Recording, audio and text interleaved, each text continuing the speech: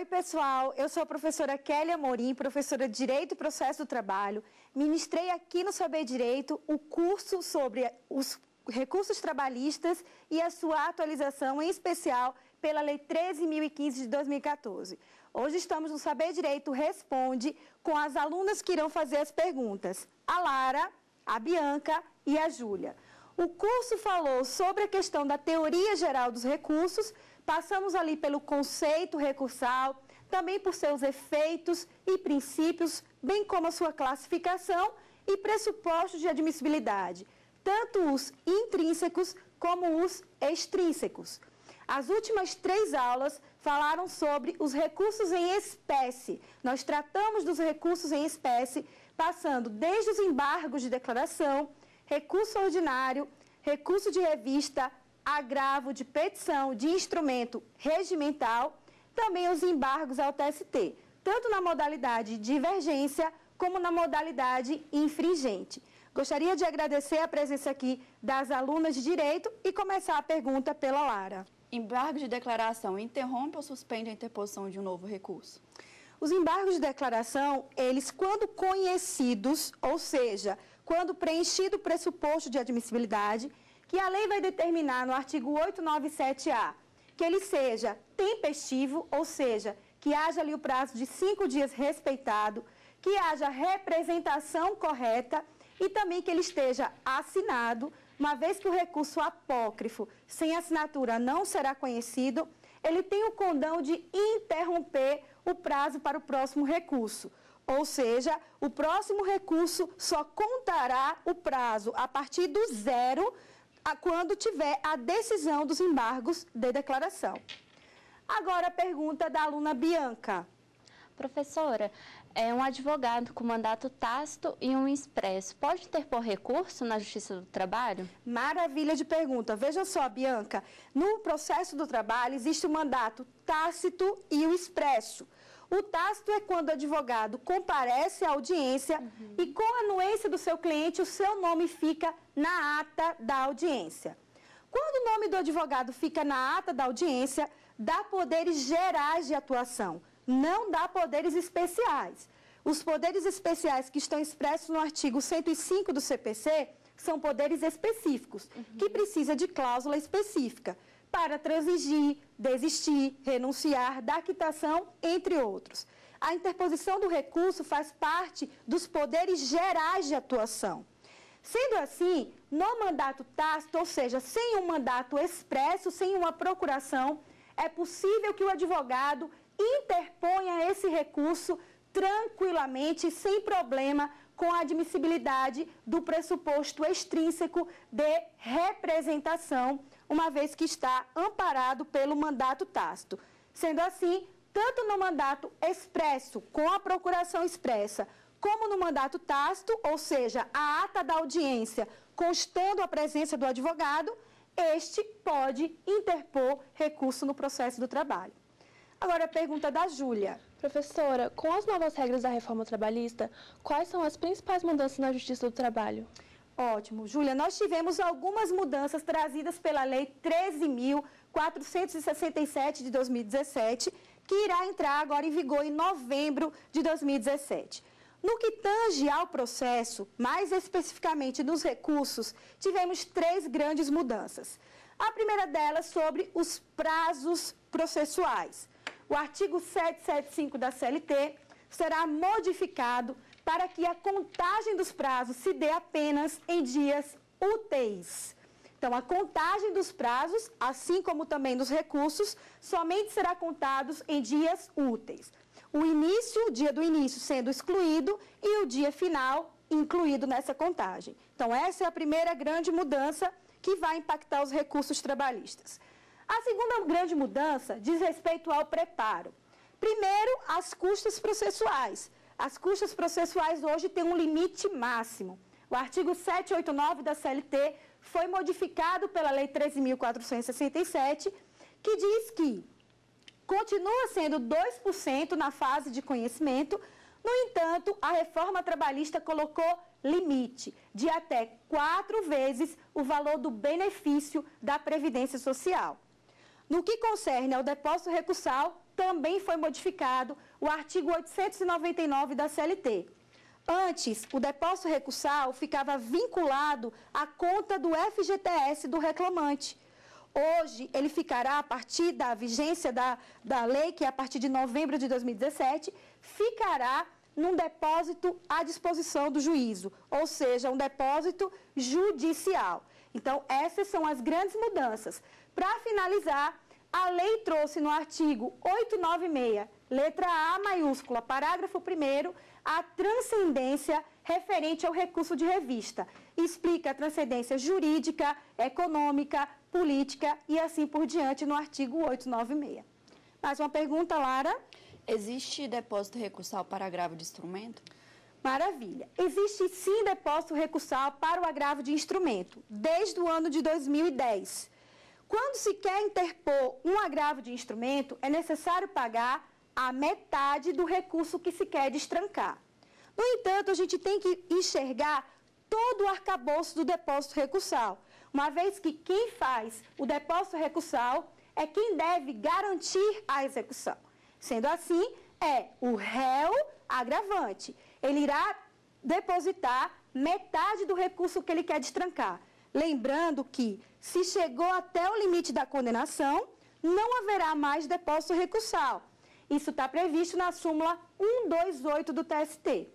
Em 2014, veio uma nova mudança para o depósito recursal em agravo de instrumento, onde colocou o parágrafo 8º no artigo 899 da CLT, que vai determinar que, quando o agravo de instrumento tiver o condão de destrancar um recurso de revista, e dentro desse recurso de revista está lhe dizendo que o TRT, o Tribunal Regional do Trabalho, afrontou uma súmula OJ do TST, não precisa fazer o depósito recursal. Um dos meus alunos, ao dar essa aula, disse que era delação premiada. Então, professora, se a gente disser lá no agravo de instrumento que o TRT desrespeitou a OJ ou súmula do TST, é uma delação premiada, que isso está na moda, é verdade? Eu falei, tá, então realmente é uma delação premiada. É como se o TST dissesse, olha, já que você está dizendo que o TRT desrespeitou minha jurisprudência, não precisa pagar nada, vem cá que eu te escuto. Próxima pergunta, Bianca. Quais as diferenças do recurso de revista no rito ordinário e no rito sumaríssimo? Ótimo. Recurso de revista no rito ordinário e sumaríssimo. Veja, o recurso de revista é um recurso de natureza extraordinária, em que o cabimento será diferente entre os ritos. É diferente do recurso ordinário, que o cabimento é igual e o procedimento diferente. No recurso de revista, há uma diferença no próprio cabimento. O recurso de revista no rito sumaríssimo, ele está previsto no parágrafo 9º do artigo 896 da CLT. Só cabe por afronta a Constituição Federal, a súmula do TST e a súmula vinculante do STF. Este último, súmula vinculante do STF, somente veio com a Lei 13.015 de 2014. Lembrando que, em face de OJ, não caberá o recurso de revista no rito sumaríssimo. Em mais uma aula presencial, um dos meus alunos falou, mas professora, a súmula é prima irmã da OJ. Não tem nada de parentesco aqui, não cabe em face aí do rito sumaríssimo. Já o rito ordinário, nós pegaremos as alíneas do 896. Cabe quando houver divergência jurisprudencial de TRTs distintos sobre lei federal, súmula do TST, súmula vinculante do STF, acordo coletivo de trabalho, convenção coletiva, sentença normativa, lei estadual e regulamento interno da empresa. Além de violação direta e literal à Constituição Federal, lei federal, súmula do TST, OJ do TST e súmula vinculante do STF. Então, eu tenho tanto pela divergência como pela própria afronta à lei ou à Constituição, súmulas e OJs. Próxima pergunta, Júlia. O pré-questionamento é um requisito de admissibilidade dos recursos na Justiça do Trabalho? Perfeito. O pré-questionamento da matéria é um pressuposto dos recursos de natureza extraordinária, que são o recurso de revista e os embargos ao TST na modalidade de divergência. Esses recursos, pela súmula 297, combinado com a 126, diz respeito que, na sua interposição, deve-se compreender ao pré-questionamento da matéria. E o que vem a ser o pré-questionamento da matéria? É a matéria ter sido tratada pela instância anterior. Vou além da sua pergunta. Uma questão de efeito translativo do recurso, OJ 62 da SDI 1. Veja, o efeito translativo é a possibilidade do tribunal reconhecer ali questões de ordem pública, mesmo sem ter sido veiculadas no recurso. No entanto, essa orientação jurisprudencial vai nos dizer que, para que chegue até o TST, mesmo que seja uma matéria de ordem pública, como a questão da competência da Justiça do Trabalho, a competência absoluta da Justiça do Trabalho, é necessário pré-questionamento da matéria. Isso é muito grave, porque mesmo que seja uma matéria, ou a pessoa, ou a função errada, que são os 3 segmentos da competência da Justiça do Trabalho absoluta, mesmo assim haverá necessidade de pré-questionamento da matéria na instância anterior, ainda que seja incompetência absoluta. Esses 3 segmentos, em razão da matéria, da pessoa ou da função. Em especial, a leitura aí do artigo 114 da própria Constituição Federal, que foi modificada pela Emenda Constitucional 45 de 2004. Daremos um breve intervalo e esperamos você no próximo Saber Direito Responde.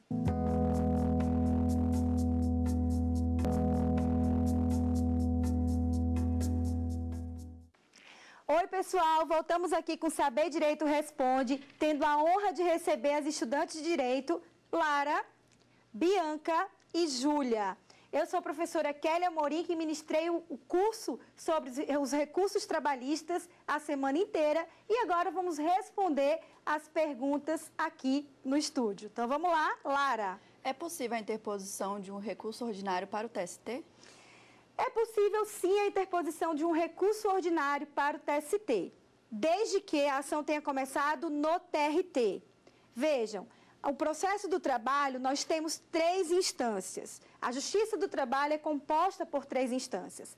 A primeira delas é a Vara do Trabalho ou Juiz do Trabalho. Isso foi modificado no ano de 1999, através da Emenda Constitucional 24, que retirou a Junta de Conciliação e Julgamento, onde eram 3 juízes, sendo 2 vogais, ou seja, classistas, um representando a classe de empregadores, outro a classe de empregados. Eles não precisavam ter passado num concurso público, nem ter feito direito. Eles vinham do sindicato. E um juiz togado, ou seja, a primeira instância era uma instância colegiada. A partir da Emenda Constitucional 24 de 99, passou a ser uma instância monocrática. A segunda instância é o Tribunal Regional do Trabalho. No Brasil, nós temos 24 regiões, sendo que 4 estados do nosso país não têm TRT próprio. Eles são abraçados, abarcados por outros TRTs. É o caso de Acre, Tocantins, Roraima e Amapá. No entanto, São Paulo tem logo 2 TRTs, 2 regiões. A segunda região na capital e a 15ª região em Campinas. E o Tribunal Superior do Trabalho, que fica em Brasília, com jurisdição em todo o território nacional, composto por 27 ministros, 8 turmas, o Pleno, a SDI, que é dividida em SDI 1 e 2, a SDC. Então, nós temos aqui 27 ministros no Tribunal Superior do Trabalho. E é possível esse recurso ser julgado, sim, pelo TST. Então, vamos lá. O recurso ordinário, ele é um recurso que está tipificado no artigo 895 da CLT, tem prazo de interposição de 8 dias, tem preparo, tem efeito meramente devolutivo, como regra, a não ser que a parte peça o efeito suspensivo no próprio recurso, uma vez que isso foi modificado na súmula 414, e ele poderá ser interposto na vara, quando a ação começou na vara, mas ser julgado pelo TRT. Então, a ação começou na vara, RO para o TRT. Mas se a ação começar no TRT, o recurso ordinário será julgado pelo Tribunal Superior do Trabalho, decorrente da organização judiciária brasileira. Isso está consubstanciado tanto no artigo 895, no inciso 1 e 2, e para ratificar isso, a súmula 158. Então, se a ação começar no TRT, Lara, respondendo sua pergunta, ela poderá ser alvo de um recurso ordinário para o TST, desde que a decisão do TRT seja colegiada, ou seja um acórdão. Bianca? Em qual hipótese caberia um recurso de revista na execução? O recurso de revista na execução, uma execução simples, comum, só é cabível por afronta direta e literal à Constituição Federal. Isso está previsto no artigo 896, parágrafo 2º da CLT.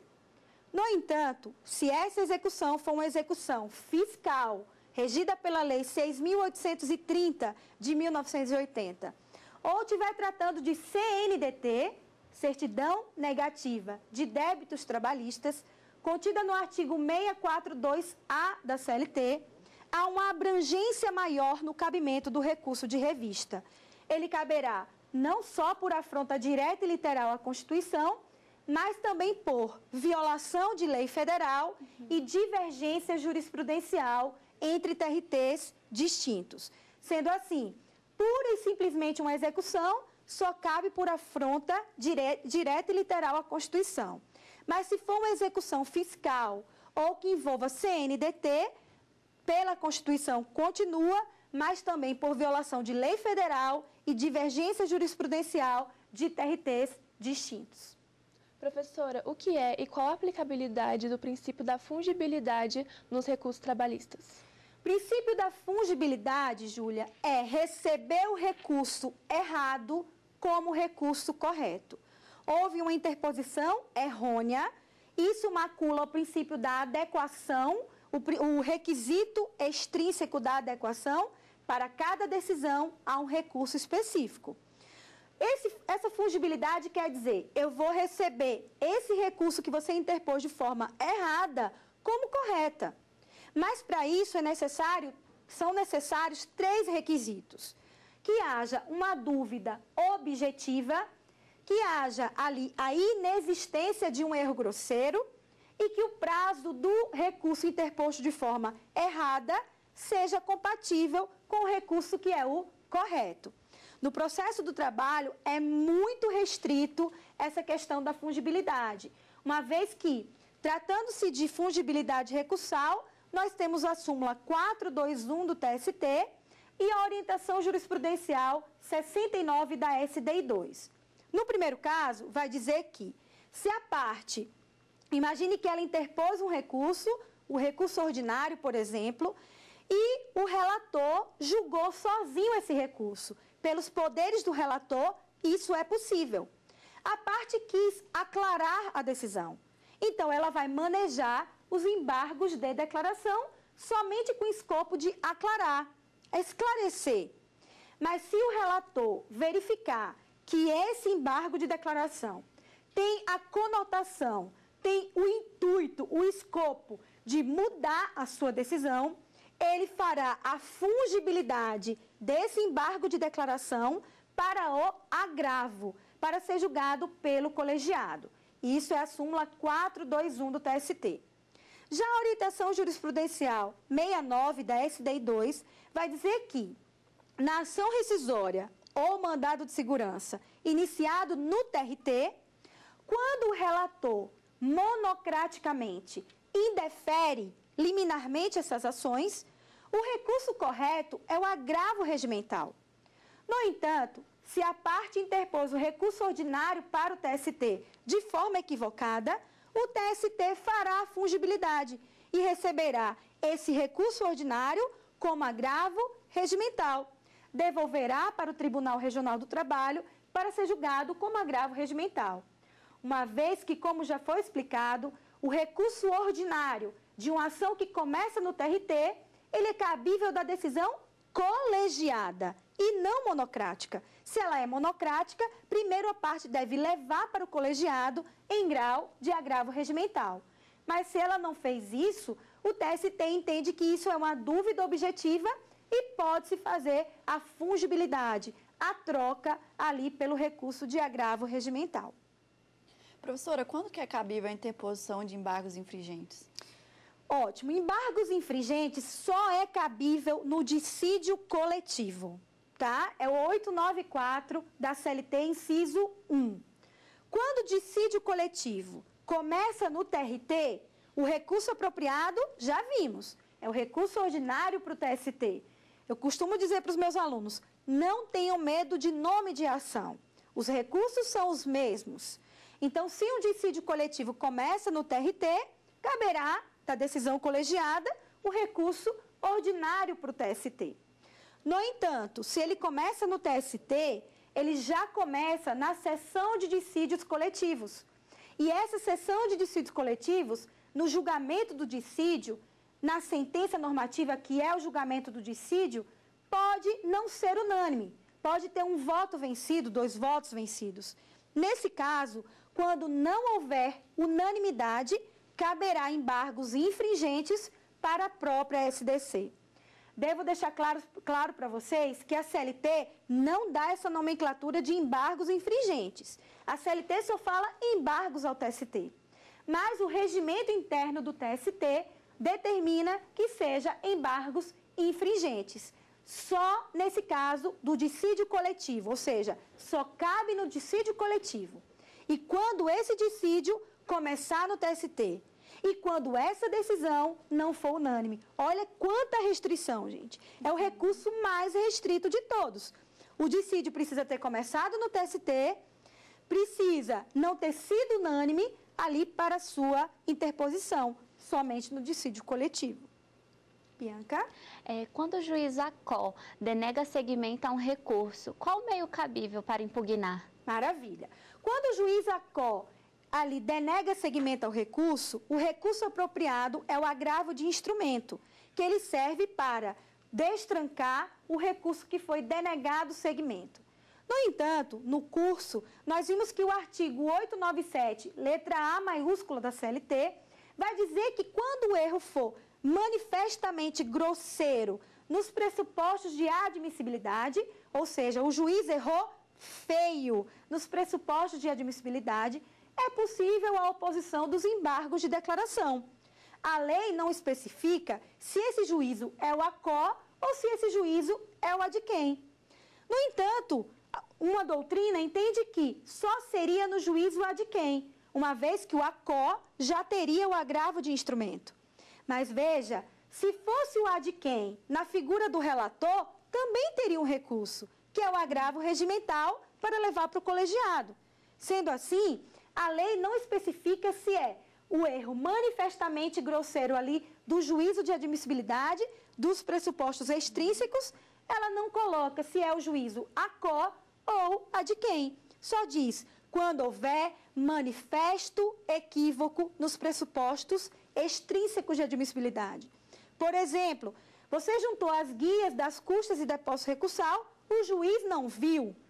Ao invés de interpor um agravo de instrumento, como é um manifesto equívoco e o pressuposto é extrínseco, ao invés do agravo de instrumento, poderá opor os embargos de declaração. Mesma coisa se fosse no relator, no juízo adquém. Qual a diferença entre o recurso ordinário e o agravo de petição? O recurso ordinário, ele é cabível na fase de conhecimento, que é aquela fase em que o Estado juiz determina quem tem ou não razão ao bem da vida. E a fase de execução só comporta o agravo de petição. Então, eu tenho as 3 instâncias, vara, TRT, TST. Na fase de conhecimento da sentença, eu vou interpor recurso ordinário. Na fase de execução das sentenças proferidas, eu vou interpor o agravo de petição. Então, enquanto o recurso ordinário é na fase de conhecimento, o recurso de agravo de petição é específico da fase de execução. Essa é a grande diferença. Um está no artigo 895, recurso ordinário, e outro está no artigo 897, a linha A da CLT. Estamos encerrando agora o nosso Saber Direito Responde. Agradeço aos estudantes de Direito, Lara, Bianca e Júlia. E um grande abraço, espero que tenham gostado do curso e do Saber Direito Responde. Até a próxima. Ficou com dúvidas? Então mande um e-mail para saberdireito@stf.jus.br. E você também pode estudar pela internet. Basta acessar o site tvjustiça.jus.br.